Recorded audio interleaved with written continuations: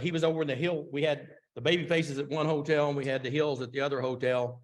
And I got the call that Chris had gotten a fight. By the time I got over there, they didn't tell me how bad it was. Chris had, it was over a phone call. He was trying to call home and the guy wouldn't let him. And so Chris, anyway, Chris super kicked him and somehow the way the kick hit him, it knocked his eye out. I mean, literally it came out. And it was so damaged, it was gone, you know. And so we took Chris back to my hotel and then the promoter there said, you got to get him out of the country. For one, you know, over there, they kind of have like, they call them tribes, the different, you know, villages. And so they were like, this one definitely believes in no pun, but an eye for an eye. And so then we also knew the police were going to get involved. So I called Fritz and I said, I'm going to get him out of the country. Well, they had taken our passports. So Fritz was like, how you going to get him out of the country? I said, I don't know, but I'll get him out of the country. And so I told the promoter and he said, well, I can't help you. He said, but maybe if you can somehow go down and get behind the desk tonight when no one's there, I think the passport will be there by the safe. And so, you know, hell, I'm in my 30s. Now, is this your show or is it a WCW show?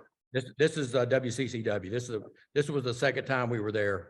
So sure enough, I went down. We had already been there about 5 days. I went down and sure enough, the passport there, I had to sneak behind the counter and go in this little room and there it was. And I came out and then we went out. We had sweatshirts with hoods on them. We go out and we walk literally 2 blocks from the hotel to catch a cab. And we went to the airport and both of us were afraid his passport had already been locked. And I remember I went in the airport and I watched him till he got through customs. Once he's got through customs, I knew he was gone. And then I went back, had him drop me off 2 blocks from the hotel, went back in the hotel, and now it's late. And I got to my room and I think the plane took off at 11. By the time I got back to my hotel, it was like 12:30, 1. I hadn't been there, I'm not kidding you, 25 minutes. They were banging on my door. And so I'm like, back then, you know, I had a lot of hair and a mustache and I'm messing my hair up and I went to the door and I'm trying to look like I'm sleepy and because they were saying police. And when I opened the door, they came in to the point, it kind of scared me. I was like, do they already know I helped him or? So they immediately like, where's Chris? And they were looking all over my room. I said, I have no clue. And they were like, you know where Chris is, where's Chris? And I'm like, I'm just played dumb.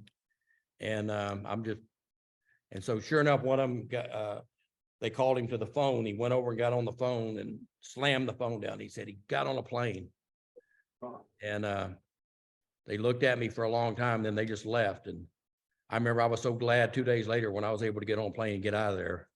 But that was the best feeling you had the whole tour when you got on a plane.